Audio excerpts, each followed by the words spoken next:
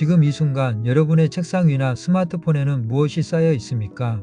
노후 준비 관련 유튜브 영상 저장 목록, 퇴직 후 창업 사례 스크랩, 재취업 정보 카카오톡 단체방, 언젠가 읽으려고 사놓은 자기계발서들. 40대 중반부터 50대에 걸쳐 많은 분들이 이렇게 엄청난 양의 정보를 수집하고 분석하며 미래를 준비합니다. 그런데 정작 무언가를 실제로 시작한 사람은 드뭅니다. 현대 경영학의 아버지 피터 드러커가 이 상황을 정확히 꿰뚫는 말을 남겼습니다. 미래를 예측하는 가장 좋은 방법은 미래를 만드는 것이다. 오늘은 이 한 문장이 왜 인생의 전환기를 앞둔 여러분에게 가장 필요한 말인지 철저하게 해부해 보겠습니다.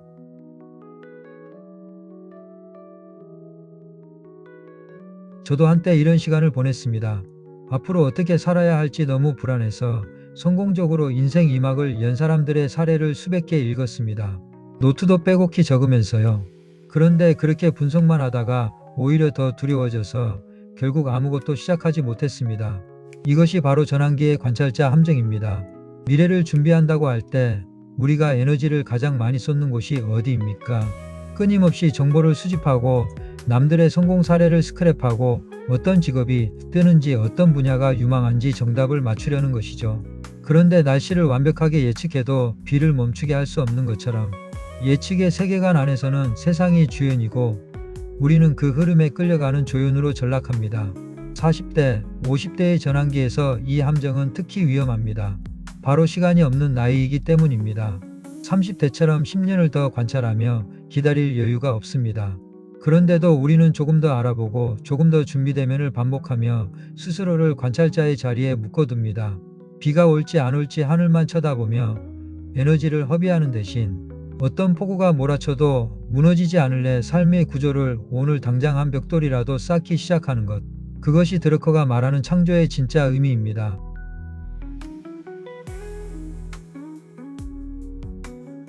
그렇다면 드러커는 우리에게 무엇을 요구하는 걸까요? 단순한 태도 변화가 아닙니다.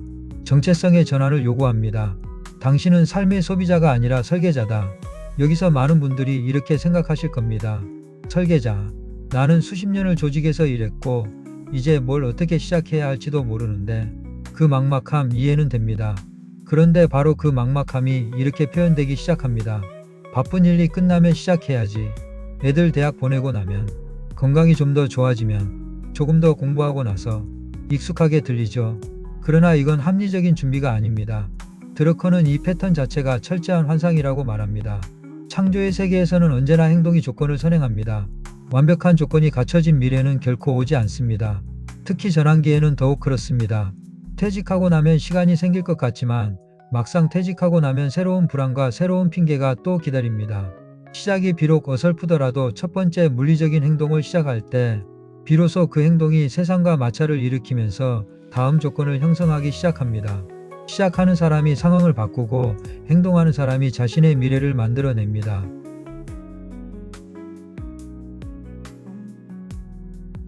그런데 왜 이게 이렇게 어려울까요?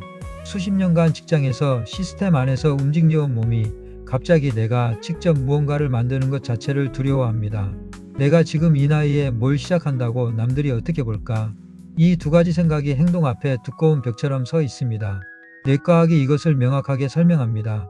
우리가 막연하게 걱정만 하며 수동적으로 정보를 소비하는 상태에 있을 때 뇌에서는 편도체가 크게 활성화됩니다. 두려움과 불안을 담당하는 비상 알람 센터입니다.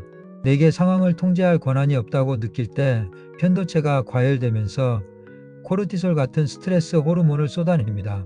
소파에 앉아 노후 걱정을 하며 관련 영상을 보는 것이 편안해 보여도 뇌 입장에서는 극심한 비상사태입니다. 그 불안이 해결되지 않기 때문에 오히려 더 많은 정보를 찾고 더 불안해지는 악순환이 반복됩니다. 그런데 여기서 놀라운 일이 벌어집니다.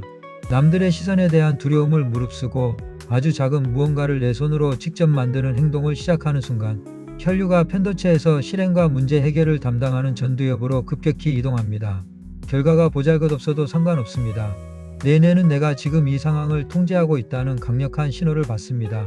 코르티솔이 줄어들고 불안이 지배하던 뇌의 회로가 이성적인 실행 회로로 전환됩니다. 전환기의 막연한 불안을 줄이는 가장 효과적인 방법은 더 많은 정보 수집이 아니라 아주 작은 행동 하나입니다.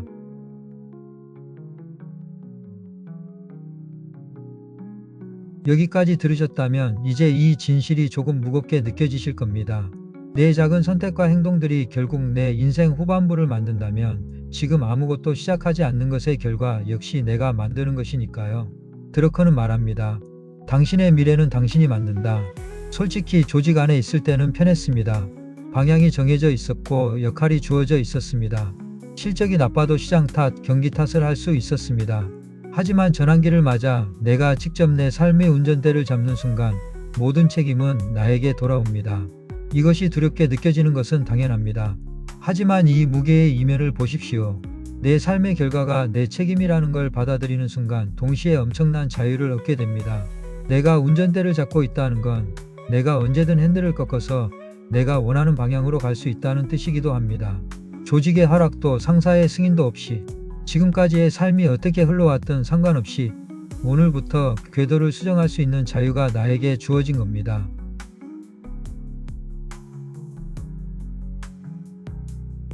드러커의 통찰이 전환기를 앞둔 우리에게 남기는 당부는 딱 3가지입니다.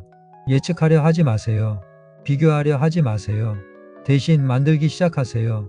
어떤 분야가 뜨는지 분석하고 성공한 누군가와 내 처지를 비교하는데 에너지를 다 쓰고 나면 정작 오늘 밤 내 삶을 한 발짝 앞으로 움직일 에너지는 남아있지 않습니다.